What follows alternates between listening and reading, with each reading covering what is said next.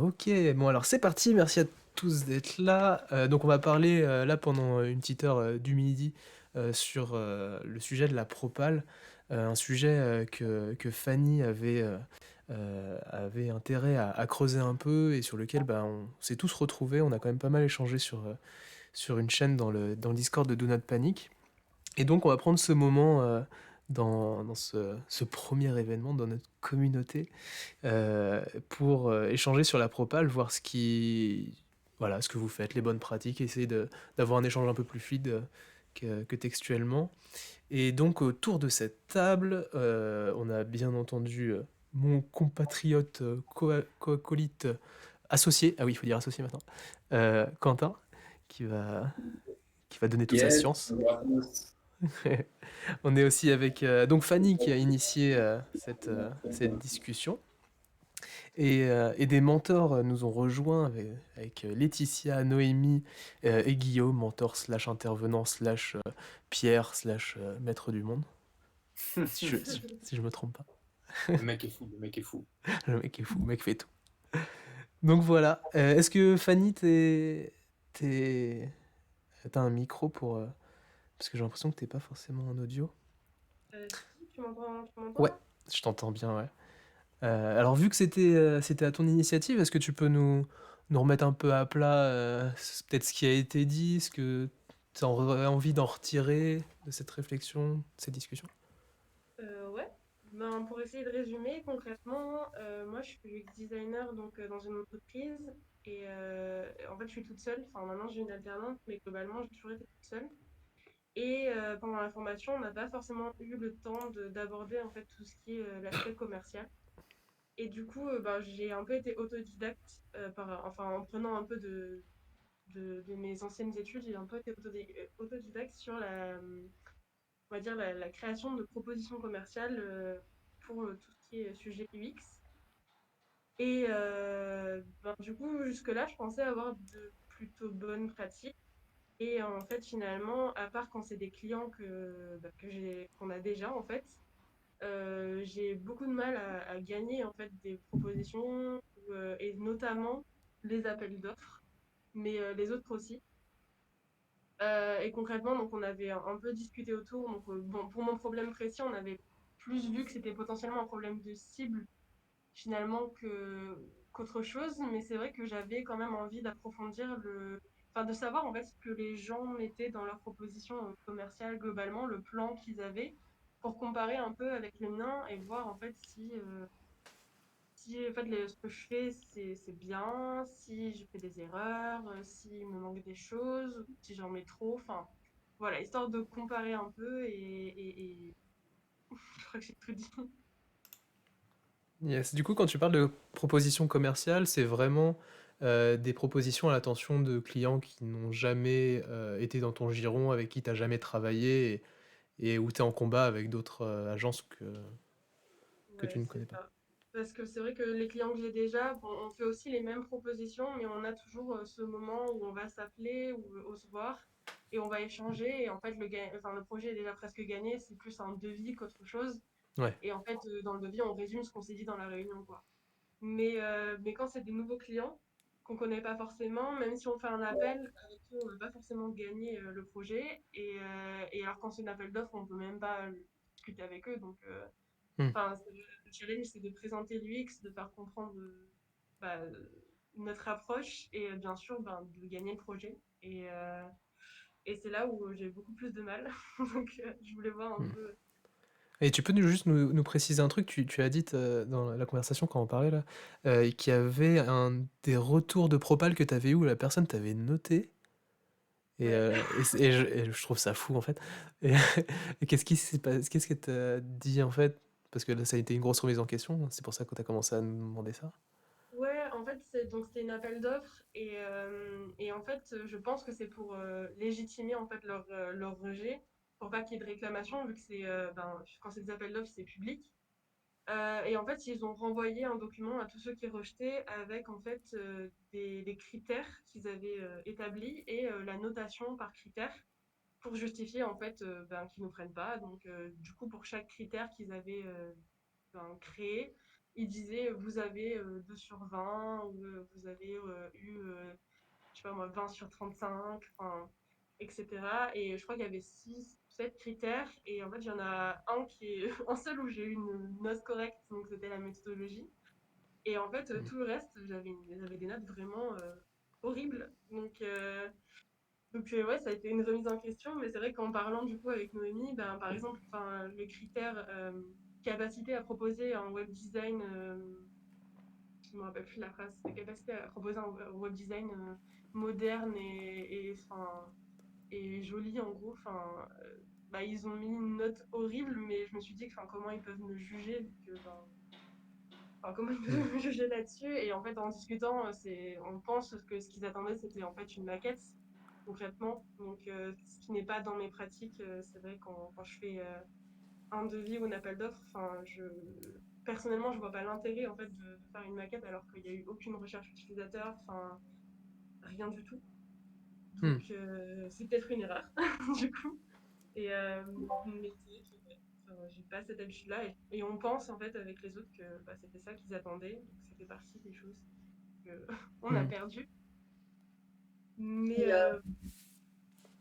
ouais. Ouais, vas-y, Noémie.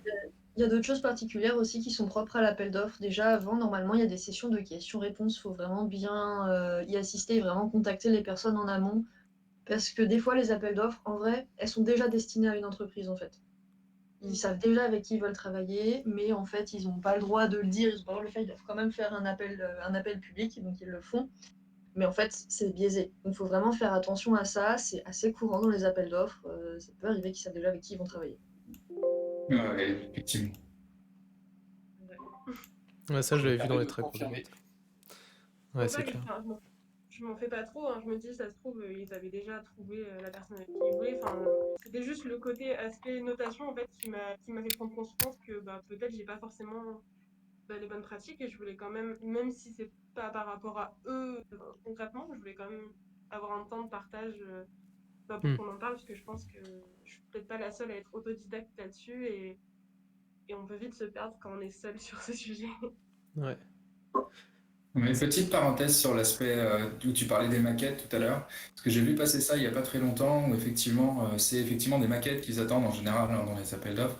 En fait, ça arrive très fréquemment, surtout pour les gros appels d'offres, que les agences qui postulent produisent énormément de choses et beaucoup de choses à montrer, et en fait, ils travaillent vraiment à perte en attendant de voir s'ils remportent l'appel d'offres. Et comme effectivement, en plus, il y a parfois des gros biais, appelons-le comme ça, du fait que les appels d'offres sont en réalité déjà attribués secret, ça peut poser des gros problèmes à tel point que j'avais vu une fronde se lever un petit peu, alors j'imagine que ça, ils ne sont pas levés très haut, mais où ils disaient qu'en gros, ils ne participeraient plus à des appels d'offres si ce n'était pas des travaux rémunérés, parce que dans certains appels d'offres, les propositions sont quand même rémunérées. Le travail de préparation est rémunéré. Voilà. Donc ça devait être sûrement des maquettes, effectivement. Mm. Sûrement. Et est-ce que vous avez des manières de réagir si vous avez donc un appel d'offres à effectuer, donc avec cette propale, dans lequel vous avez aucune relation avec le client, donc quelque chose d'un peu générique. Je sais pas si Noémie ou Guillaume, même Laetitia, vous avez un, un petit, enfin voilà, des petites étapes sur lesquelles vous vous dites, ok, il faut que je mette ça, c'est bon, ça va rouler. Je sais que c'est afficher les anciens clients pour rassurer, mais c'est vrai que sinon après, les fois où j'en ai fait, il y avait vraiment une session de questions-réponses en fait qu'on peut demander. Il ne faut pas hésiter, je pense, à rentrer en contact avec la personne pour vraiment sonder l'intérêt du projet, voir est-ce que essayer de pressentir s'ils ont déjà quelqu'un dessus ou pas. Généralement, je pense, enfin, j'ai déjà vu une appel d'offres rédigée en fait dans le sens où ils avaient déjà quelqu'un. Et en fait, en regardant le truc, c'est qu'ils avaient fait quelque chose d'ultra spécifique en fait dans l'appel d'offres, où en gros, ouais, il faut faire attention un peu à comment c'est formulé. Mais ouais, sinon après, c'est vrai que la fois où j'avais fait, on avait travaillé en équipe, moi je m'étais occupée que de la partie UX. Et, et voilà.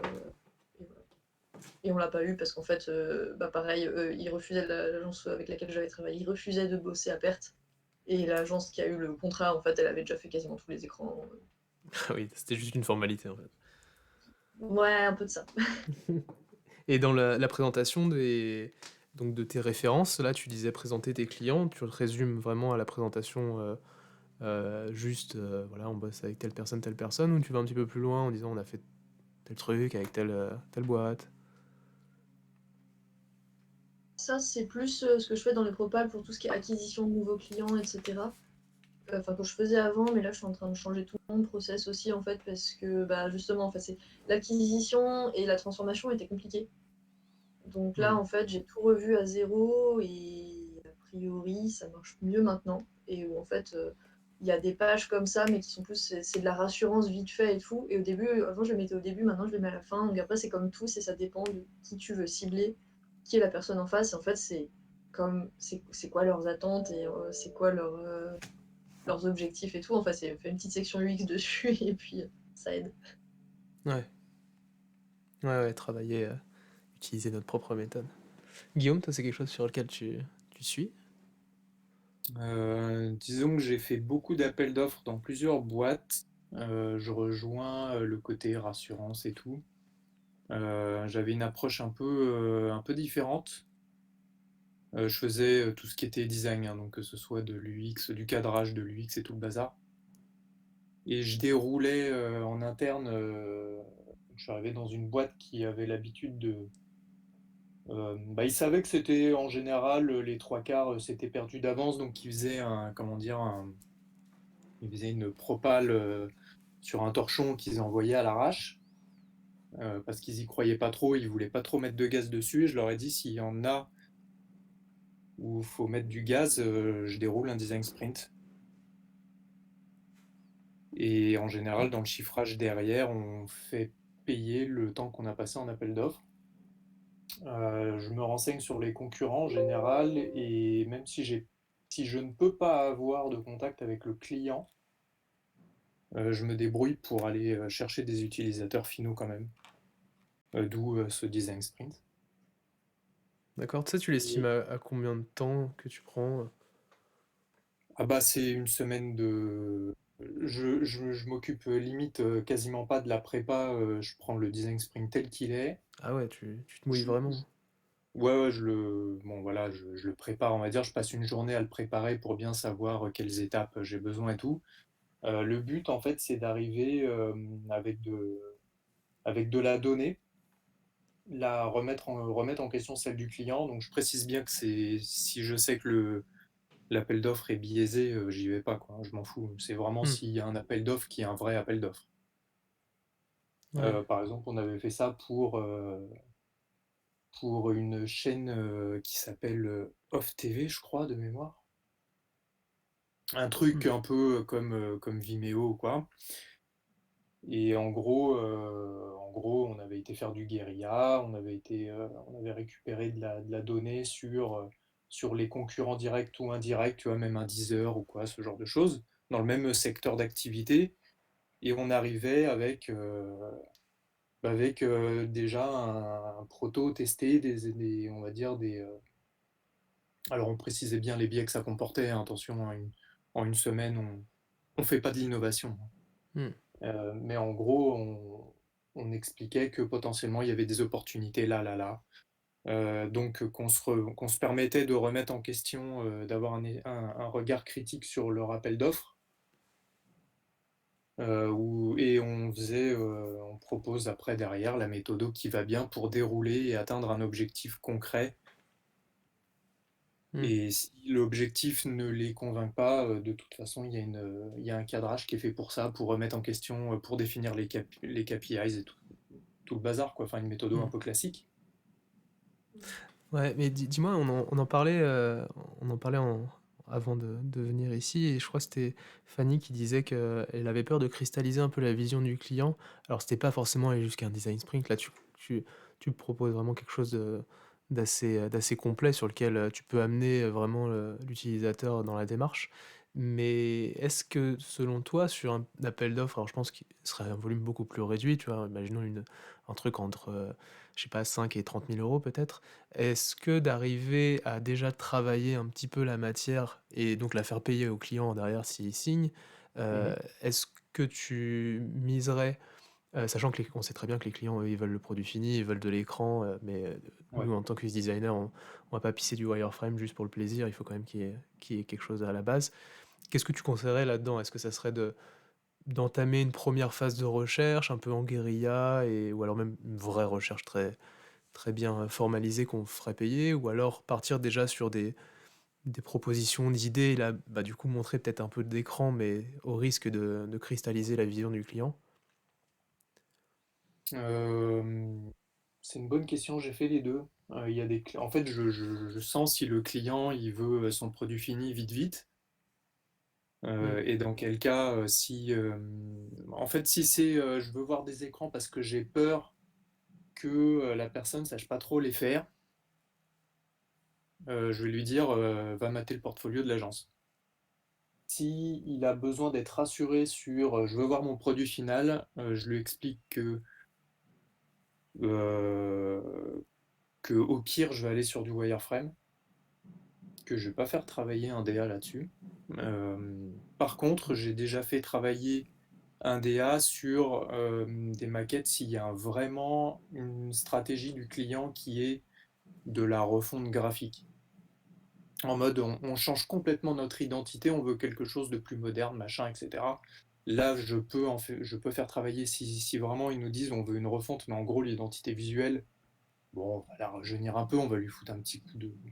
Voilà, on va soulever les draps, quoi, on va enlever la poussière, ok, mais je vais pas faire de maquette pour ça, quoi. Mmh. Euh, donc tout va dépendre du contexte. Après, ça peut cristalliser, en effet, le client bloque dessus Mmh. dans l'approche. C'est pour ça que j'essaye d'éviter au maximum d'aller sur de la maquette et de l'écran final. Ce sera plus de l'intention graphique à la rigueur, s'il y a quelque chose de graphique. Mmh.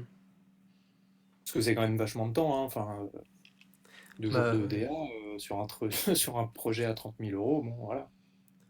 ouais. Ouais, ça c'est assez intéressant ce que tu racontes parce que typiquement, nous, on a un problème avec, Quentin dans les propals, qu'on fait, c'est qu'on s'attaque, on veut essayer d'aller apporter de l'UX un peu aux gens qui n'ont pas forcément l'habitude d'avoir du UX, donc ça forcément des gens qui n'ont pas des budgets, monumentaux et donc Ouais, on travaille beaucoup avec des startups, avec des e-commerçants et on se freine nous-mêmes de ne pas rentrer dans le fait de produire déjà, pour d'un côté, faire comprendre que, bah, ça a un coût en fait de faire ça, mais à t'entendre, je pense qu'on va se mouiller un petit peu plus, et c'est quelque chose alors je pense qu'il y a il y a vraiment un juste milieu sur ce que l'on peut proposer et c'est là où ce que tu disais c'était intéressant et je sais pas, les Noémie, Laetitia, vous avez aussi, vous partez un peu dans cette réalisation pour se dire: «OK, bah, tiens, regarde déjà un petit peu ce que je peux te produire» et Ouais, sur alors des clients moi peut-être j'ai un cas moins très particulier. ouais. En fait, je suis chez l'annonceur, donc j'ai pas vraiment ce type d'appel d'offres. Enfin, c'est des appels d'offres assez génériques, donc c'est plutôt les product managers, product owners qui vont y répondre. Et ce sur quoi nos clients nous attendent, c'est vraiment tout ce qui est la sécurité, donc côté dev. Et souvent, moi, je me retrouve comment ça s'appelle, en fin de parcours où on me dit, bon bah, ça y est, on est presque en train de signer avec le client, mais ils veulent un petit truc un peu shiny vite fait. Et là, j'apporte la petite touche, avec les étoiles et ça fait des paillettes. Mais vraiment ce sur quoi, on est challengé, c'est tout ce qui est sécurité du code, tout ce qui va être, back-end, c'est ça qui est important, en fait, chez nous. Donc là-dessus, ouais, la méthode UX, les clients, ils se ouais, c'est rigolo, mais bah, c'est pas ce qui est important pour eux. Ouais, alors que c'est au final ce sur quoi des étudiants qui sortent de formation sont le plus stables et ont envie de mettre en avant et j'entendais tout à l'heure Fanny expliquer en disant, «La méthode j'ai été bien notée». Ça c'est je je m'en doute, je m'en doute que c'est quelque chose sur lequel tu essayes d'insister mais c'est vrai que c'est peut-être pas forcément là où on se doit d'être Mmh, mmh pédagogue. Est-ce mh. que c'est peut-être pas forcément ce moment-là? Non, moi de mon expérience, ce qui fait vraiment la différence aujourd'hui avec le temps passé, bah, aujourd'hui chez l'annonceur, c'est l'alliance que je suis capable de faire avec des développeurs, des tech leads et des PM pour réussir à cadrer les choses. Donc, comme je dis, j'arrive en fin de parcours, mais si avant j'arrive un petit peu à distiller, pardon, des idées pour dire non, mais ça, les mecs, c'est pas du tout réalisable, ça, on peut pas le faire. C'est bien, mais ça, c'est une question d'alliance qui se fait en off parce qu'il y a une relation qui se construit avec eux et c'est ça qui est important en fait. La partie vraiment UX, ce qu'on nous apprend en cours, la théorie et tout ça, au final, les clients, enfin, je me rends compte dans mon quotidien, ça n'a aucune valeur pour eux. Ouais, c'est vrai que bah, là, les appels d'offres, maintenant, j'en fais plus. Enfin, c'est en fait, c'est une agence avec laquelle je travaille qui en fait, mais moi, je suis en. Je les accompagne sur l'UX parce qu'ils n'ont pas du UX design, mais à côté, je fais enfin, du consulting à côté en mon nom propre, on va dire. Et là, par contre, c'est vrai que bah, je fais pas du tout d'appel d'offres parce que je trouve que c'est une perte de temps. Déjà, en fait, là, j'essaie même de réduire le temps que je passe à faire des propals parce qu'avant, ça me prenait facilement une demi-journée, une journée, juste pour réaliser le document, pour faire un truc vraiment ultra personnalisé. Et en fait, le truc, c'est que j'ai pas envie de passer autant de temps. Donc là, je suis en train de changer complètement ma manière de faire. D'où le fait, en fait, que j'ai fait une étude de marché. Enfin, entre l'étude de marché et l'étude utilisateur pour savoir, bah, voilà, par rapport à ma cible, donc qui sont les entreprises et startups très orientées tech, mais avec pas forcément beaucoup de budget, qui actuellement, bah, effectivement, comme pour ce que tu avais dit Pierre, en fait, elles sont un peu laissées de côté avec les méthodes actuelles, parce qu'en fait, les méthodes actuelles coûtent très cher, c'est très personnalisé, donc c'est super, hein. Mais sauf que quand j'ai entendu leur retour, il y en avait beaucoup qui me disaient, mais en fait, c'est trop personnalisé, on n'a pas besoin de ça, ça va trop dans le détail. Et en fait, ils ont énormément de retours qui étaient très intéressants, qui montraient qu'en fait, finalement, bah, il y avait plusieurs manières de faire de l'UX et que eux, finalement, leur besoin n'était pas celui qu'une autre entreprise pouvait avoir. Par exemple, j'ai bossé Hmm. beaucoup avec l'industrie qui ont des besoins et des budgets qui n'ont rien à voir, hein. La moyenne, c'est vrai que j'ai eu pas mal de projets où on tournait sur du minimum 10 000, 30 000. Là, c'est des budgets beaucoup plus serrés. Hmm. Donc c'est vrai que c'est intéressant. Tu mets le doigt sur un sujet dont on parle, je pense. C'est en tant que UX designer, alors jeune UX designer, je pense il y a plus ce biais-là de vouloir faire les choses dans les règles de l'art, comme on nous l'a appris à l'école. C'est-à-dire, on fait de la recherche, idéation, conception, test, vraiment un truc très normé. Et en fait, au bout d'un moment, on essaye de prendre du recul sur notre pratique et on se dit, mais là, en fait, si je pars directement en idéation, je renie un petit peu qui je suis, je mets plus l'utilisateur. Et donc, la volonté, c'est de mettre l'utilisateur, quoi qu'il arrive. Est-ce que dans votre propal, vous anticipez déjà un petit peu cette étape qui sera de dire, bon, première étape, on va faire le projet, ce que veut le client, on saupoudre de users où il faut, et j'anticipe déjà une deuxième prestation que j'aurai avec lui, ou possiblement... Ça serait plutôt ça, et aussi des fois se dire qu'en fait, bah, c'est surtout s'appuyer sur ce qu'ils ont en interne, en fait. Qu'est-ce que eux pourraient faire? Parce que l'idée, c'est de réduire le prix. Donc c'est, bah, par exemple, des fois, il n'y a pas de recherche, mais par contre, ça va être leur proposer, bah, allez faire la recherche vous-même si vous voulez, je vous fournis juste un questionnaire ou un protocole, ou je vous guide, ou je vous fais une mini formation d'une demi-journée pour comment faire. C'est des gens, en fait, souvent, en plus, dans les petites entreprises, enfin, du coup, c'est ça où j'ai pu avoir un peu de recul là-dessus, c'est qu'à côté, j'ai une autre entreprise qui a rien à voir avec l'UX design, où on crée un produit qui a rien à voir avec la tech, avec l'UX design, mais vraiment en mode plutôt une start-up, entre guillemets, un peu classique, et où on est trois dedans, on fait tout. Donc en fait, et c'est pareil, on n'a pas les moyens actuellement de pouvoir payer des prestats, etc. Et du coup, quand on fait des prestations, on a besoin que ce soit exactement ce sur quoi on a besoin, et pas plus ni moins. Et du coup, c'est un peu ça aussi, c'est vraiment voir qu'est-ce qui peut être fait en interne avec eux, qu'est-ce qu'eux pourraient faire, à quel moment on peut juste les accompagner, leur dire bah écoutez, vous faites, moi je fais de la relecture. J'ai fait ça actuellement pour une prestation en SEO, où c'était pas moi qui ai fait le SEO, mais en fait c'était pour une refonte d'un site, ils avaient besoin de SEO, et je leur ai dit bah écoutez, il y a deux tarifs, soit la personne vous le fait, soit elle vous fait juste une relecture. Et elle vous corrige, ou alors elle vous fait même juste des guidelines, comme ça vous savez quoi faire, vous n'avez pas à aller chercher la connaissance et à l'acquérir, on vous fait un petit document avec tout dedans, paf, vous l'avez, c'est spécifié pour vous, il y a un petit benchmark avant, mais ça vous coûte bah, beaucoup moins cher qu'une prestation complète, quoi. Et, enfin, pour rebondir là-dessus, je suis un peu d'accord, mais il faut faire attention au sens où moi j'ai eu les deux expériences. Genre, une fois j'ai fait j'avais fait pardon, un audit UX du coup d'une application. Et à la fin de mon audit, du coup, donc j'avais dit ce qui allait, ce qui allait pas, avec information, enfin l'audit quoi. Et ensuite, il m'avait demandé de faire des maquettes, notamment pour changer surtout l'UI plus qu'autre chose, euh, et des maquettes qui répondraient un peu aux problèmes que j'avais soulevés lors de l'audit. Donc j'avais accepté de le faire aussi. Et ensuite, leurs développeurs se sont débrouillés avec et ça s'est très bien passé. Et ensuite, ils m'ont recontacté avec un budget plus conséquent et ils m'ont fait faire un énorme projet. Donc pour le coup, ça avait très bien marché. Cette méthode au début, bon, on fait un truc un peu bâclé et ensuite, ben, on se retrouve avec un vrai projet UX. Et c'était vraiment un très gros projet UX avec la recherche utilisateur, tout. Et j'ai eu un autre cas où je me suis dit, bah, je vais faire la même chose. Et donc, c'était un très petit budget. Donc, j'ai accepté de faire que de l'idéation. Et vu que c'était un WordPress, de faire juste des wireframes. Et en fait, de mettre après directement les wireframes sur WordPress et sans passer vraiment par le côté UI. Et là, par contre, ça s'est très mal passé. Enfin, le client, il a changé d'avis en plein milieu alors qu'il avait validé les maquettes en disant qu'en fait c'était nul. Enfin, après, c'est peut-être le client aussi qui était pas le bon client, hein, mais concrètement, enfin, il a pété un plomb en disant que c'était horrible. Et en J'ai fait, vu. je me suis dit, bah, il n'y avait pas assez de cadrage peut-être. Et du coup, ça m'a un peu refroidi en fait Ça, c'est une question de client. J'ai eu le même souci une fois aussi où comme ça, le client voulait pas de recherche utilisateur, ils avaient pas envie de mettre le budget et tout et ça a été affreux. Enfin, c'était horrible parce que là, c'est quand j'étais encore en agence, j'avais dû bosser avec eux, ils remettaient tout en question et en gros, quand ça les arrangeait, j'étais l'UX designer et je devais savoir ce que voulait l'utilisateur.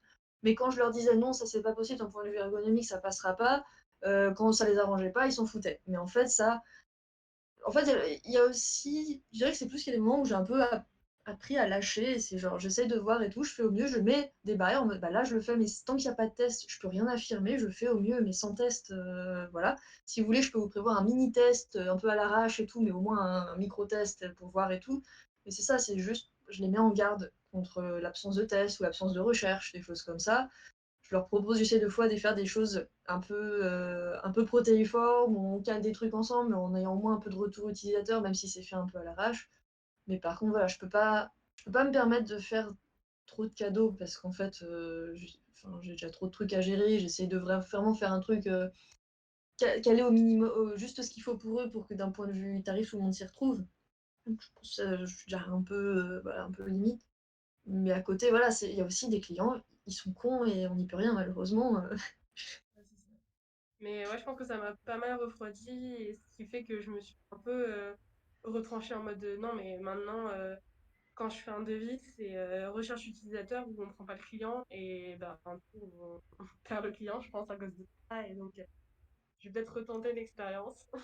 Ouais, bah, c'est vrai que pour le coup, j'avoue, je fais pas tout le temps de la recherche utilisateur ou alors j'essaie de faire passer des tests et recherche utilisateur à la fois ou alors de pousser aussi, faire un atelier et de pousser, les personnes à intégrer des utilisateurs dans les ateliers. Après souvent dans les petites startups, ils ont quand même pas mal de retours, de leurs utilisateurs, donc ça peut valoir le coup juste demander de communiquer les données, d'avoir les analytics, des choses comme ça en fait un maximum. Si tu peux pas aller voir l'utilisateur parce qu'ils peuvent pas, prendre juste le temps de faire un analytics, des fois ça peut aider. Et puis après, sinon, bah, faut croiser très fort les doigts et puis dire: «Bah, voilà, il y a pas eu de test, mais bon, bah, sans Mm. test et sans recherche, on a fait ça, normalement, c'est lisible et tout, il y a un minimum d'assuré, mais on peut rien garantir». Mm. Ouais, ça me fait penser à quelque chose. Nous, il y a un aspect sur lequel on met un peu trop d'envie à chaque propal et à chaque relation avec un client. C'est pour nous un projet du X-Design qui arrive dans un projet en question, dans une entreprise. Pour nous, ça fait tout de suite tilt en se disant, OK, donc quelle est la maturité que le client a en UX et donc la maturité sur la relation qu'il a avec ses utilisateurs et donc là, n'hésitez pas à aller voir Nissel Norman qui ont fait différents degrés de maturité, et puis Quentin en parlera beaucoup mieux que moi. Et notre volonté, en fait, c'est de peut-être partir trop tout de suite dans cette pédagogie en disant, bon, attendez les cocos, là, vous voulez une petite prestation, on va dire, on va aller rapidement à 2000, 3000 balles, ça va durer peu de jours, mais en fait, ça aura un impact fort dans votre entreprise. Il va y avoir une première prise en compte de l'utilisateur, vous allez arriver dans une nouvelle dynamique, et bah, très souvent, ça fait pchit, parce que là, de vous entendre et du recul qu'on a vis-à-vis de ça, qu'on a un petit peu arrêté, on arrive à effrayer un petit peu trop en fait l'utilisateur au lieu de lui faire prendre conscience que waouh, je te fais briller les yeux comme Laetitia, tu disais que tu faisais briller les yeux avec une maquette. Là, je pense que c'est pouvoir faire briller les yeux avec cet aspect de maturité, mais je pense que ça tape à côté, on tape pas dans le cœur même de la volonté qu'ils ont vis-à-vis de la réponse de Propal, qui est de dire en fait, tu m'apportes quoi en fait vis-à-vis de ta réponse?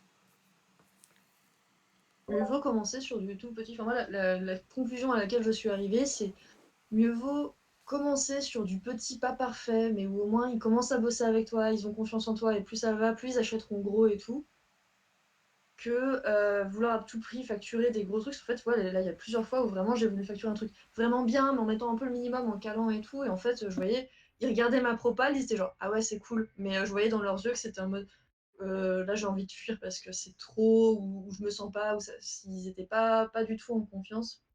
Alors, vraiment pas du tout.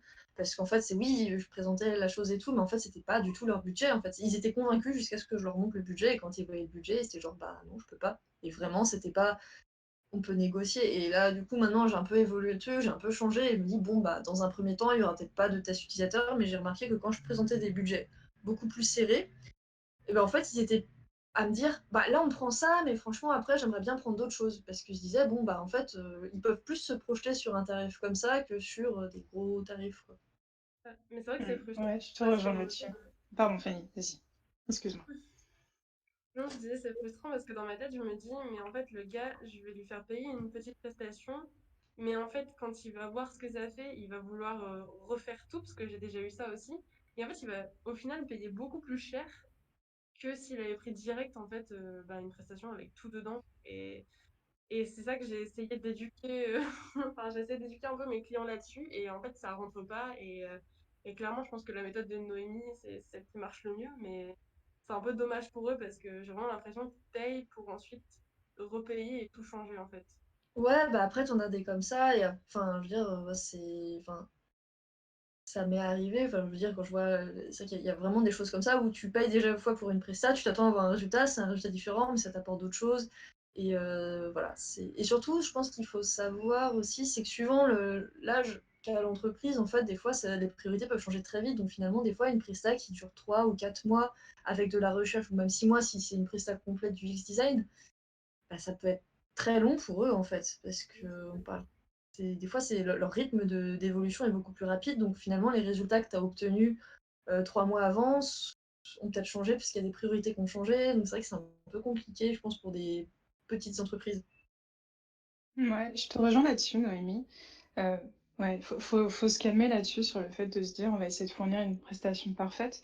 Comme je vous le disais, moi je suis chez l'annonceur et là j'ai eu un cas assez drôle où le sujet de base était la refonte d'une application. J'ai fourni des écrans, un travail très spécifique pour cette application et du coup ça a découlé dans la tête des stakeholders à qui je l'ai présenté de se dire ah mais non mais en fait c'est cool hein, mais va falloir qu'on le fasse aussi sur deux autres applications. Et du coup, tu vois, je me suis dit, mais les gars, si on l'avait décidé dès le départ, comme c'est un travail qui couvre trois applications, au lieu de faire le travail en trois fois, on aurait pu le faire qu'une seule fois. Mais il faut laisser le temps aux gens de maturer parfois leur projet, même si toi, tu sens que c'est ça qu'ils devraient faire, il faut qu'ils le comprennent par eux-mêmes pour grandir et se dire, OK, je lui fais confiance une première fois, elle m'ouvre le champ des possibles, je vais lui faire confiance une deuxième fois. Et c'est comme ça que tu crées une relation exclusive en fait avec ton client petit à petit. Et il y a un autre point en fait qui est aussi important dans les appels d'offres et que je vois aussi sur certains sujets que j'essaye de faire grandir et évoluer de l'entreprise, c'est qu'il faut pas seulement parler de notre point de vue en tant que designer, ce qu'on a ce qu'on voit de notre fenêtre, mais aussi ouvrir en disant, bah, ce projet-là, il va aussi impliquer telle personne de tel corps de métier et c'est important que cette personne se sente inclue pour que ça rentre dans son petit chemin.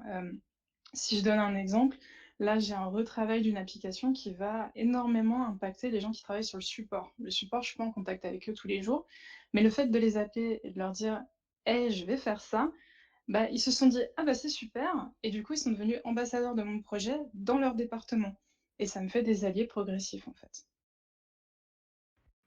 Moi, j'ai eu pareil, où en fait, ces choses-là qui ont pas mal convaincu les dernières personnes avec qui j'avais travaillé, c'était le fait où je m'appuyais sur leurs ressources en interne, et c'était, mais d'abord, on va bosser avec vos équipes, avec ce que vous avez un maximum, et puis moi, je vous apporterai ce que vous n'avez pas. Mais tout ce que vous avez déjà, on essaye de le garder un maximum, et ce qui fait qu'ils étaient super partants, et à la fin, il y en a un, c'est lui qui m'a proposé qui m'a demandé de faire des choses qu'à la base il m'avait pas demandé parce que du coup il sentait que j'allais pas m'approprier le projet, qu'en fait ça restait son projet, que moi j'étais plus là pour les rebooster sur des choses et tout quoi. Ouais, ça c'est quelque chose qui nous est arrivé beaucoup là et récemment. Récemment, j'ai travaillé dans cette manière de présenter les choses et c'est vrai que c'est très très puissant et ça, en plus, à partir du moment où tu arrives avec un petit peu de matière et tu dis, bah là, voilà, je suis arrivé à un point où il faut vraiment que je rentre dans vos équipes et que j'aille voir d'autres personnes, ça aura un intérêt.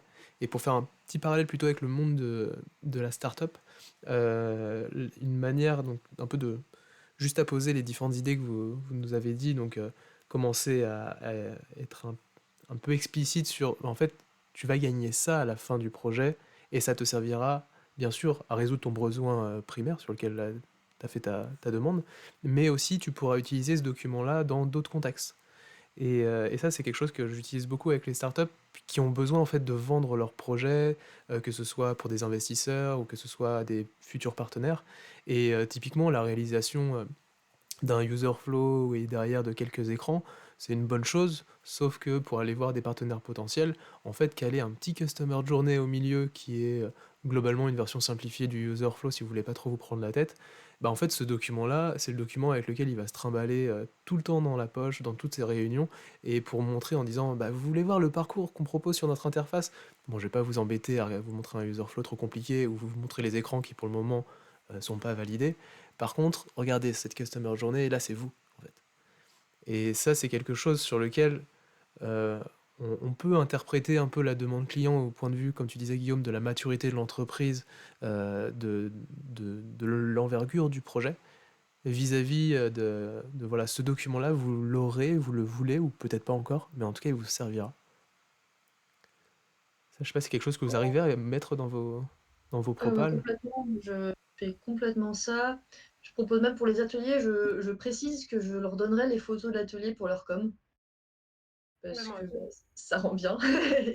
Et à côté, ouais, j'essaie de faire vraiment, il y a le rapport et tout, puis après vraiment des slides et tout. Enfin, pas des slides, mais vraiment des supports de présentation, des trucs qui passent bien, quoi. Ça, je le fais, je l'ai fait même quand j'étais en interne, en fait, chez l'annonceur. Je l'avais fait et c'était très apprécié parce qu'en fait, plutôt que d'avoir un rapport de 7 pages à lire en Arial, tout serré et tout, ils avaient 3 pages, 3 posters qu'ils pouvaient accrocher dans la salle des développeurs et ils étaient contents. Ouais, et puis au final, c'est un pied dans la porte, hein. C'est en gros, ah oui, tu te souviens, le taf qu'on a fait avec Noémie? Ah oui, oui, le poster que je vois tous les jours en fait au-dessus de mon bureau là, qui me reguide en plus dans ma vision. Ah ouais, je m'en souviens très bien, ça nous a été utile. On va peut-être la rappeler en fait. C'est quelque chose que tu remarques aussi, Guillaume, enfin que tu fais dans tes propals ou que tu faisais d'aller, puisque là en fait tu me disais carrément tu allais jusqu'à faire un sprint que tu faisais payer par le client s'il bossait avec toi.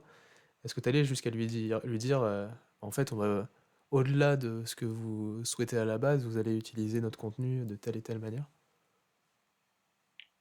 Alors moi j'ai tendance à hacker les bureaux des clients assez facilement et en foutre partout, même s'ils ne me demandent pas. D'accord. Euh, mais oui, les livrables, je leur montre le côté durable des livrables.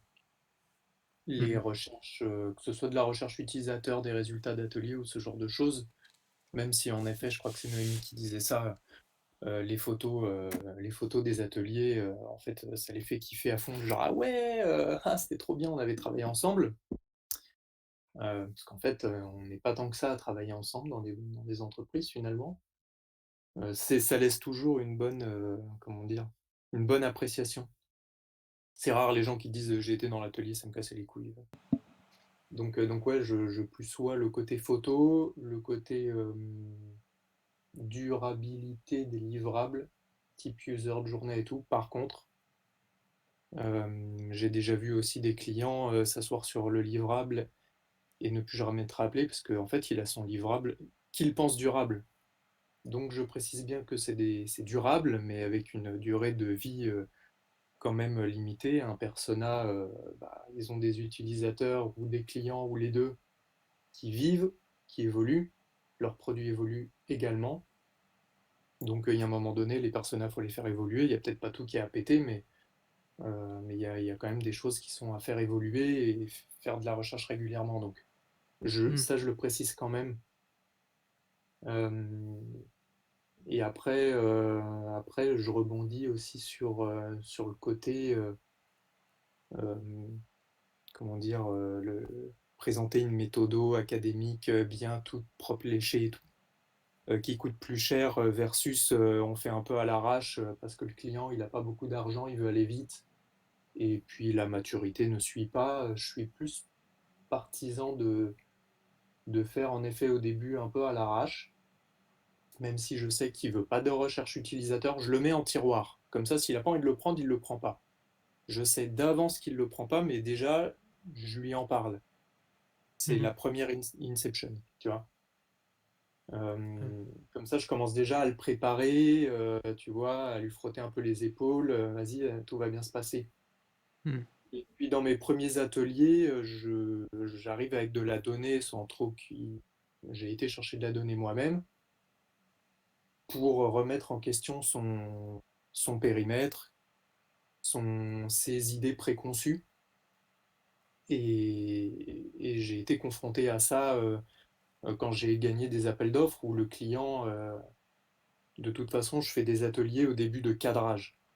Donc son brief risque de voler en éclats. Il y a moyen, hein. Je dis pas que ça se passe à chaque fois comme ça, mais c'est une possibilité. Et il y a des idées qui étaient préconçues, euh, qui rimaient à rien. Pourquoi? Parce qu'en fait, c'était le N plus je sais pas combien qui leur imposait un délire sur un KPI. Bref, un truc ignoble qui n'a aucun sens, qui n'est basé sur rien du tout, à part, j'imagine, la bonne femme du mec qui a donné une idée, puis le mec a pris pour argent comptant, et voilà. Euh, donc on remet en question et finalement on fait bouger son périmètre. Et en fait, une fois que tu utilisais l'expression pied dans la porte, c'est exactement ça. C'est avoir un pied dans la porte pour après, de toute façon, le contrat est signé, on s'en fout. Après, c'est un délire d'équipe business et de juridiques qui vont signer des contrats, faire des avenants, je sais pas quoi. Mais moi, je me permets derrière de lui dire, ah ouais, mais alors du coup, ce truc-là, moi, je pense que, bah, en fait, finalement, vous voyez bien, on le fait pas, quoi. Donc, faire évoluer son produit ou son service ou ce dont il a besoin dès le début, et puis après, ouais, le livrable bien précisé qui a une durée de vie, mais que c'est un truc durable, qui peut communiquer, qui peut le mettre partout. On le tirait en plusieurs exemplaires, nous, sur les posters, on les mettait en plusieurs exemplaires, suivant les bureaux aussi qu'ils avaient, hein. On s'est retrouvé, par exemple, chez un opérateur télécom national, enfin voilà, même international, qui dans la branche B2B, bon bah les si t'oses coller quelque chose au mur, tu as droit au goudron et aux plumes. Donc voilà, mais on l'a fait quand même, on s'en fout. Ouais. Et ça marche plutôt bien. Après, le truc aussi que je propose et qui fait écho à une autre discussion à propos du lean, quand je vois des startups qui ont tendance à demander beaucoup de choses, je leur dis on va réduire. Je propose en fait une méthode par rapport à ce qu'il veut, par rapport à sa thune. Il me dit il a 30 000 euros. Je fais un truc par rapport aux 30 000 euros. Avec bien sûr bah, la recherche, ça va être soit du guérilla, soit pas du tout, parce qu'au final, le guérilla ne fonctionne pas dans tous les contextes. C'est pas le truc miracle non plus. Euh, et, et à côté, je lui fais une petite méthodo lean du type on reprend tout et puis on va se concentrer sur une hypothèse, puis on va aller la vérifier. Et on va pas prendre 6 mois pour aller vérifier un truc, on va prendre 2 semaines. Et toutes les idées qui sont à mettre à la poubelle, elles seront mises à la poubelle en 2 semaines et pas en 6 mois. Et je crée une vraie rupture. Par contre, je dis, voilà, ça c'est réaliste. Je dis pas que ça va marcher. Je dis pas que tu vas trouver ton hypothèse, comme on le disait dans le channel. Je te garantis pas une hypothèse trouvée en moins d'un mois. Mais ce que je peux te garantir, c'est que tu vas pas mettre 6 mois à aller voir si ton idée est bonne ou pas. Parce que ça se trouve, tu pars, on m'a déjà fait le coup, partir dans une application mobile ultra complexe pour la foutre à la poubelle un an après, c'est bon quoi, ça sert à rien, hein. Le client il perd un an et il perd je sais pas combien de thunes. Hmm. Donc je le fais redescendre un peu sur terre, en précisant que c'est une start-up, qu'ils n'ont pas beaucoup de thunes, qu'il faut aller, ils ont un besoin d'aller vite parce que bah, plus tu mets du temps et plus les gens tu les payes longtemps, donc il y a ce côté financier. Hmm. Et, et pour tout ce qui est réponse à appel d'offres sans recherche utilisateur, je fais signer concrètement que j'ai aucune garantie de résultat. Voilà. Ah, D'accord. Et en général, ça les fait C'est bien. réfléchir un peu lourdement. Ouais. Ah, c'est... Ouais. Ça les Vas-y. met en danger, quoi, en fait. Ouais, c'est hyper intéressant, effectivement, et c'est vrai que c'est bien en rapport avec ce qu'on disait tout à l'heure. Je ferai tout à l'heure une petite, là, d'ici 5-10 minutes, je vais faire une petite synthèse de tout ce qu'on s'est dit, je vais essayer de me plonger dans cet exercice-là, et puis ça vous fera aussi des choses à emporter à la maison, j'ai envie de dire. Ouais. Et, euh, et voilà, et ça pourra aussi, pourquoi pas, servir de base pour un prochain échange sur ce sujet. On pourrait faire un poster durable aussi, hein, nous aussi. Grave, comment faire sa propale. Exactement. Moi, je Pourquoi vais ça revenir serait sur faire des un- petits vidéos comme ça à chaque fois? Hmm. ouais. Je vais revenir sur un aspect aussi qui me semble important, qu'on évoquait tout à l'heure, qui est celui du besoin caché du client quand on fait une propale. C'est vrai que, il y a un sujet qui m'intéresse un petit peu, qui est le sujet de la négociation avec le client et de comment on négocie. Et c'est vrai que ça, c'est un enjeu qui est toujours hyper important, et notamment au niveau enfin, au moment où on est dans cette proposition commerciale, donc au tout début de la relation commerciale, qui va être d'essayer d'aller gratter, d'aller comprendre. Et là, il y a vraiment un exercice d'empathie, un exercice centré client, centré communautaire qui est hyper important, où il faut aller comprendre ses propres enjeux. Alors évidemment, nous, on deal assez peu en direct avec des très grands groupes, avec des acheteurs, etc., où là, je pense que le sujet est encore plus d'actualité. Mais même pour des startups ou des dirigeants de PME, c'est toujours intéressant d'aller chercher à gratter leurs enjeux et du coup, c'est à la fois comprendre à qui eux ils veulent vendre, ce qui a été évoqué tout à l'heure. Donc c'est est-ce que c'est-à-dire le projet, en fait, finalement, votre prestation, c'est un peu une histoire de job to be done. Hein, ça va pas être, ils vont pas vous payer juste pour vous payer. Ils vont vous payer parce qu'ils cherchent à accomplir quelque chose en interne dans leur entreprise. Alors soit pour la startup, effectivement, ils cherchent à valider des hypothèses, par exemple, comme le dit Guillaume, parce qu'il y a trop d'incertitudes et elle veut réduire l'incertitude. Ça peut être effectivement une première enjeu. Ou alors, ça peut être aussi pour un groupe plus important, si vous n'êtes pas en conversation directe avec le top management, avec le dirigeant par exemple, ça peut être à qui il veut vendre, comment il veut vendre lui-même la presta au dirigeant. Et là, il faut vraiment réussir à capter cet enjeu-là pour pouvoir se servir effectivement comme d'un ambassadeur de l'interlocuteur pour traduire dans les bons mots, dans le bon wording, la proposition commerciale pour qu'elle soit réappropriable facilement pour l'interlocuteur qui puisse lui faire le relais et aller la vendre en interne par ailleurs. Et du coup, sous-jacent à cette question-là, il y a aussi la question du comment il veut se faire voir, comment lui il veut se valoriser. Parfois, on peut avoir un interlocuteur, nous ça nous est arrivé avec Pierre par exemple, qui en fait, lui, il souhaite juste faire baisser le prix. Et parce qu'il a décidé qu'il allait se vendre comme ça en interne et qu'il allait dire, il allait se faire un peu briller et qu'il allait, du coup, va pouvoir dire, moi j'ai réussi à leur faire baisser leur prix, grâce à moi on économise de l'argent, etc. Et, d'ailleurs, on n'a pas voulu baisser le prix, et du coup on a perdu le contrat d'ailleurs, par exemple, qui nous en fait. Mais, et en fait, on aurait dû comprendre ça et faire un petit peu plus d'efforts à l'époque, pour voir si on pouvait revenir en arrière. Et c'est vrai que c'est vraiment un enjeu qui est hyper important de faire cet exercice d'écoute active de la personne en face de nous, d'aller comprendre vraiment quels sont ces enjeux. Et c'est là aussi où ça rejoint du coup totalement ce que vous disiez tout à l'heure sur le pied dans la porte. Si finalement on arrive à présenter, à proposer une première brique, en gros, peut-être même à coût réduit, qui permette déjà de remplir le contrat, de commencer en tout cas à remplir le contrat avec cette personne-là et d'aller dans la bonne direction, ça peut effectivement favoriser la confiance derrière et permettre d'aller plus loin. Mm. Et un Bah, autre- Si tu prends ton client et que tu le considères comme soit ton collaborateur, ton premier utilisateur, en général, ça aide. Ouais. Mm. C'est grâce à ça que j'ai commencé à vraiment débloquer la prise de contrat, où avant c'était des trucs trop gros, où je savais pas trop comment les aborder. C'est vrai que et puis pour les grosses entreprises, ça marchait parce qu'il y avait beaucoup de leads et que ça arrivait souvent et tout, mais c'est vrai que sinon, en fait, c'est des gens qui veulent travailler avec d'autres gens. Déjà, la sympathie joue quand même beaucoup quand on est dans des petites entreprises. S'ils t'apprécient, ils vont plus facilement travailler avec toi. Et puis voilà, faut que le prix suive. Moi, à chaque fois, la question que je me pose, c'est quoi leur objectif? C'est qu'est-ce qu'ils veulent derrière?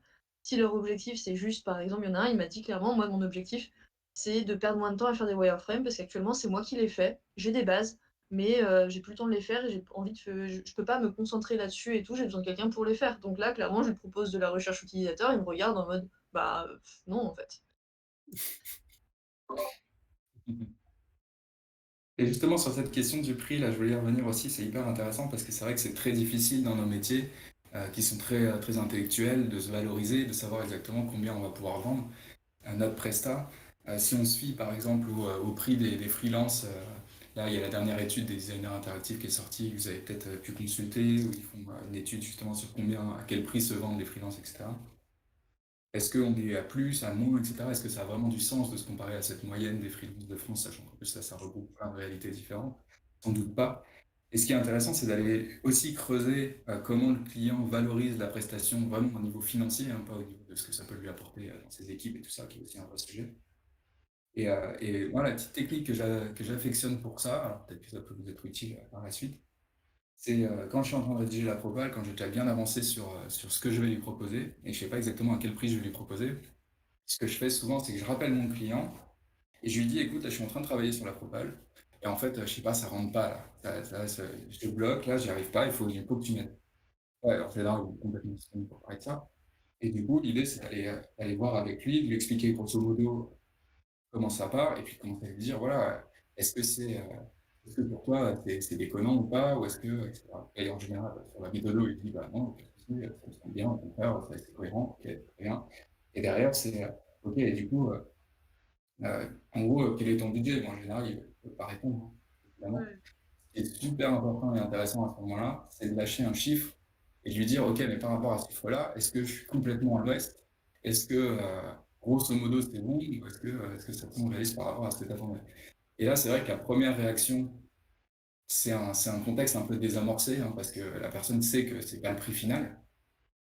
Mais du coup, ça permet, et donc en analysant du coup sa réaction, on peut savoir s'il faut, si on est bon ou si on n'est pas bon. Donc, si on a proposé un prix suffisamment élevé à la base, ça permet aussi de le conserver ou alors peut-être de voir pour le rééquilibrer par la suite. Mais en tout cas, ça permet d'avoir cette idée-là sans forcément tout de suite partir du principe qu'il va falloir vendre la chair pour pouvoir avoir le client. Je Mm. procède un peu pareil. Moi, c'est que je fais, une réunion. En fait, c'est en gros, il y a la première réunion de prise de besoin et ensuite je fais un deuxième moment pour présenter la proposition où, en fait, sur la même slide, ils ont la totalité de la prestation, le coût par partie et le coût final et en fait, on discute sur cette base-là et bah, du coup, soit ils sont, «Ah bah oui, le prix ça va et tout» et bon, il y en avait un certain qui m'a dit: «Ah, ça nous va pas du tout», mais en fait, de base, il regardait le prix. J'ai pas eu besoin de dérouler mon speech, j'étais en mode: «Là, nous, on peut pas. Financièrement, c'est pas possible». OK, très bien. Et du coup, je leur ai fait présenter la prestation en montrant, en fait, à quel endroit vous pouvez réduire. Parce qu'en fait, dès que je fais une prestation enfin, quand je fais une proposition, je sais déjà, en fait, où est-ce que je peux réduire.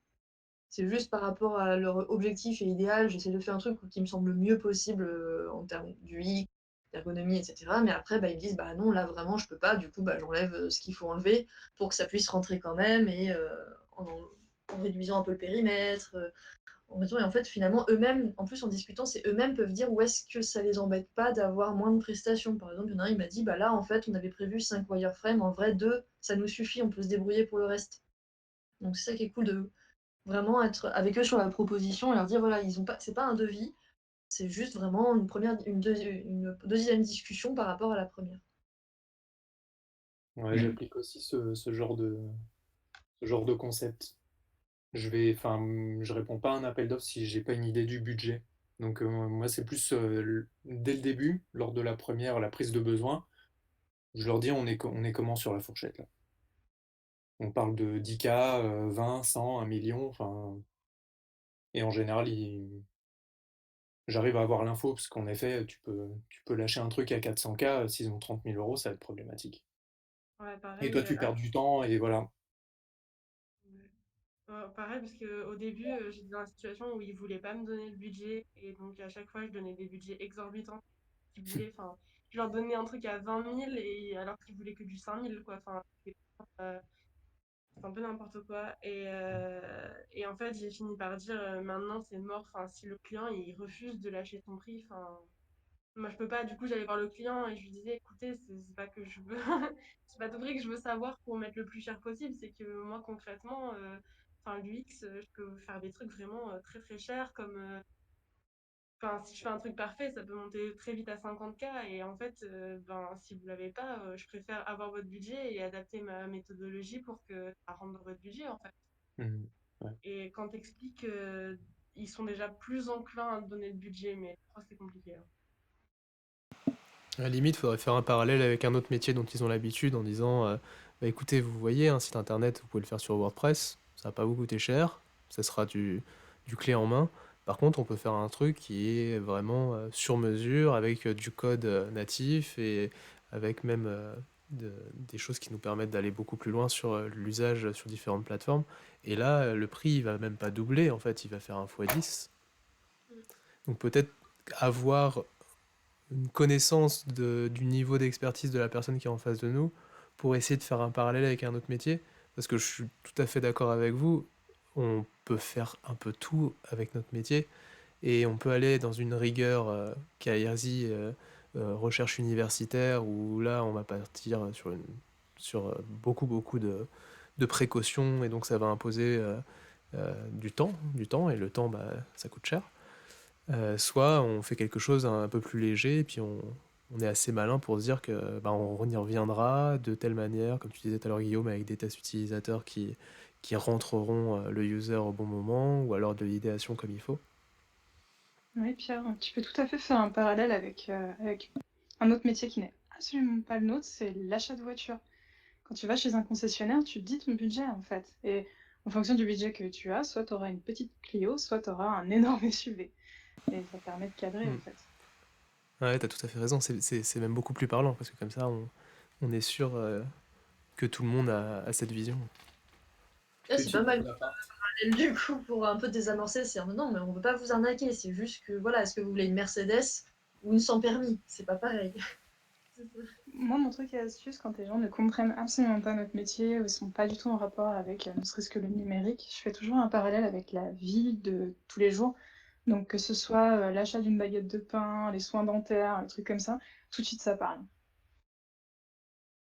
L'utilisation des bornes de parking est généralement une très bonne, une très bonne design est utile. C'est sûr. Alors, moi, je suis plus immobilier, mais et derrière, en plus, je leur dis ah ouais, mais en plus, si vous avez du contenu qui tient dans un château de Versailles, je peux pas le faire entrer dans un F2, vous comprenez? Et ça passe très très bien en général. Ah, pas Bah, mal. j'aime beaucoup celui-là, j'aime beaucoup. Pareil avec le budget, hein, si tu viens de t'endetter sur 25 ans à hauteur de 200 000 euros, bah, la villa, c'est possible, hein. Donc voilà. Mais c'est cool, Ouais, ces petites métaphores, hein, ça passe bien. ouais, je pense que Ouais. ouais, vous avez tout à fait raison, ramener à du concret, ramener à des expériences de vie qu'on peut avoir. En tout cas, je vous remercie tous d'avoir pris le temps et le sujet est encore vaste. Et là, on est même parti sur comment budgéter une prestation UX au-delà de la propale en elle-même. Quentin, est-ce que tu peux nous faire l'exercice difficile de base, mais aussi difficile pour nous de synthétiser ça de manière courte? Tu as une Oui, minute. je vais me lancer dans cet exercice-là avec votre indulgence, bien sûr. Du coup, ce qui m'a semblé intéressant déjà, c'est qu'on a évoqué pas mal de choses que je remettrais sous le parapluie, disons-le comme ça, du besoin client, comment spécifier le besoin client. Dans ces cas-là, on avait du coup comment fonctionner si le client veut voir des écrans parce qu'il a peur sur le savoir-faire de la personne qui les produit. Et dans ce cas-là, Guillaume nous disait, alors filer un portfolio, c'est très bien. Ou alors, si le client veut voir des écrans parce qu'il veut voir le produit final. Et dans ce cas-là, lui expliquer qu'il faudra qu'il s'attende à un wireframe, sauf s'il y a un enjeu aussi important de refonte graphique qui va avec. On a évoqué aussi sur le besoin de client que bah, c'est vrai qu'en général, les besoins ne sont pas prioritairement sur l'UX. Par exemple, l'exemple de la sécurité pour Laetitia, ou encore que tu as besoin de quelque chose de moins détaillé, nous disait Noémie. Ça, c'est intéressant aussi, effectivement. Et du coup, c'est comment enrober la presta pour peut-être lui faire un peu moins du X et un peu plus de ce dont il a besoin. On a aussi, du coup, la proposition qui est d'appeler le client pour consolider la propale avant de l'envoyer. Hein. On a quasiment fini, on appelle pour avoir une idée quand même du prix aussi, du prix psychologique, hein, encore une fois. C'est ça qui est le plus difficile. Alors évidemment, il y a des budgets qui sont prévus, mais il y a aussi le prix psychologique. Et puis aller creuser le besoin caché du client, hein, à qui lui il veut vendre en interne ou en externe, comment il veut se faire voir, combien il valorise la presta. C'était sur la partie effectivement du besoin. On a aussi parlé pas mal de stratégies de pied dans la porte. Hein, je pense que tout le monde autour de la table est d'accord pour dire que c'est une bonne stratégie pour entrer en client et pour commencer progressivement. Donc commencer petit, par proposer petit pour acquérir la confiance, ne pas fournir la proposition parfaite, en tout cas s'enlever de l'idée, le fait de vouloir fournir cette proposition parfaite, puisque ça n'a en fait aucun sens. Et puis construire la proposition au fur et à mesure des propals et des projets. C'est-à-dire qu'en fait, on va commencer petit et la véritable proposition elle va se construire au fur et à mesure du temps avec la relation aussi de confiance du client. Avoir un ambassadeur chez le client qui fait une grosse partie du boulot par lui-même, ça c'est aussi un lien avec pas mal de choses qu'on a dit précédemment, qui peut être aussi une bonne technique. Et puis cette approche plutôt lean dont nous parlait Guillaume, qui était hyper intéressante sur le fait de d'abord proposer une méthode très très chère pour que la personne se rende quand même compte, enfin c'est moi qui l'interprète comme ça, mais de la valeur du travail hein, qu'on peut mettre en face de sa demande. Et puis ensuite peut-être partir sur une petite méthode lean, sur une hypothèse jetable qui sera du coup beaucoup plus réaliste par rapport à ses budgets et ses enjeux, et qui en plus lui permettra d'avancer en fait de façon beaucoup plus sécurisée finalement. Et donc ça, je pense que c'est un argument qui peut vraiment convaincre le futur client. Sinon, on a aussi parlé pédagogie et appel d'offres. Alors d'abord, sur le sujet pédagogie, un problème de recherche utilisateur hein, avec le client qui n'en veulent pas de la recherche utilisateur, mais qui veulent quand même savoir ce qui marche auprès des utilisateurs. C'est Noémie, je crois, qui nous donne cet exemple-là. C'est-à-dire qu'on te demande, ah mais toi, t'es UX, donc tu dois savoir ce que veulent les utilisateurs. Sauf qu'en fait, ils veulent pas payer pour la recherche. Donc du coup, forcément, ça nous met dans une position particulière. Et ça, c'est vrai qu'il faut, je pense, faire preuve de beaucoup de pédagogie dès le début du projet pour vraiment expliquer ce que c'est que la conception centrée utilisateur et que c'est pas Madame Irma que tu es en train d'embaucher, mais une personne qui doit aller interroger d'autres personnes pour savoir. Et aussi la partie pédagogie sur la maturité UX hein, qu'évoquait Pierre, sur l'impact auprès des équipes, c'est-à-dire il y a aussi ça, c'est finalement une externalité positive, un client ne se rend pas compte à juste titre, parce que c'est vrai que c'est difficile à percevoir, pour certains en tout cas, mais le fait de travailler aussi avec des personnes qui utilisent des méthodes UX ou produits, ça peut, en tant que prestataire, ça peut chez eux aussi provoquer des changements, peut-être de l'enthousiasme dans les équipes et des changements au niveau de leur organisation qui sont aussi très intéressants. Voilà, et sur l'aspect aussi pédagogique, c'était ce qu'on disait là à l'instant, le parallèle avec l'achat de voiture ou l'achat d'appart de maison pour la pédagogie plus vis-à-vis du prix et de ce qu'on va mettre dedans. Et enfin, tiens, j'ai pas évoqué la partie livrable sexy, produire des posters en livraison client hein, pour qu'ils puissent les afficher dans leurs locaux, pour qu'on travaille effectivement sur la partie durabilité des livrables et comment on a travaillé ensemble aussi, donc sur le fait de prendre des photos pendant les ateliers et de pouvoir les mettre à disposition de la com de l'entreprise, effectivement c'est hyper intéressant. Et pour finir sur les appels d'offres, effectivement, on a évoqué que c'est difficile parfois de savoir si c'est un vrai appel d'offres ou pas, c'est-à-dire qu'il est peut-être déjà prédestiné à une entreprise en secret, que les attentes sont souvent effectivement sur des maquettes, sans recherche utilisateur du coup, enfin pas toujours en tout cas.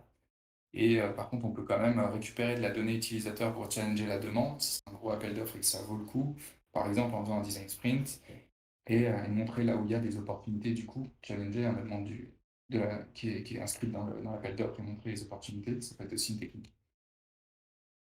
Et voilà, je crois avoir résumé tous nos échanges. Génial, merci Quentin pour ce résumé, c'était très clair.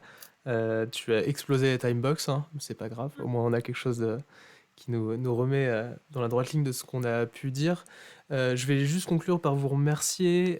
Si vous avez écouté ça en replay, n'hésitez pas à venir continuer d'échanger avec nous sur la communauté Donut Panic Design. Donc on est sur Discord, vous trouverez le lien et il y aura différentes chaînes dans lesquelles on pourra poursuivre cette discussion. Énorme merci à Fanny d'avoir proposé ce sujet-là et d'avoir fait le pari de te livrer un petit peu sur son ressenti et la manière dont tu vivais un peu difficilement, j'ai cru comprendre au début. Mais j'espère que ça t'a bien aidé. Et puis ouais, Laetitia, Noémie, Guillaume et Quentin, c'était un plaisir de partager ça avec vous. Et nous, on se retrouve très bientôt pour d'autres événements comme ça, qui sont faits un petit peu à l'arrache, mais j'espère qu'ils vont profiter à la communauté. Et si vous avez des idées de sujets, n'hésitez pas à nous en parler. Je vous dis à très bientôt. Et nous, on va poursuivre la discussion de toute façon sur le Discord. Allez, merci en tout cas. Salut à tous. Salut! Salut!